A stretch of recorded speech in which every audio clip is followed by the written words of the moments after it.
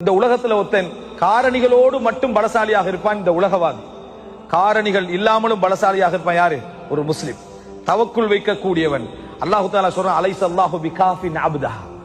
தன் அடியானுக்கு அல்லாஹ் மட்டும் போதும் இல்லையான்னு கேட்கிறான். அல்லாஹ் தனது அடியானுக்கு அல்லாஹ் மட்டும் போதுமானவனாக இல்லையான்னு கேட்கிறான். உங்களுக்கு வேற என்ன தேவைன்னு கேட்கிறான். அலைஸ அல்லாஹு பிகாஃபின் அப்தஹனா, தன் அடியானுக்கு அல்லாஹ் மட்டும் போதுமானவன், வேற எதுவுமே தேவையில்லை. வமை யதவக்கல் அலல்லாஹி ஃபஹுவ ஹஸ்புஹ்.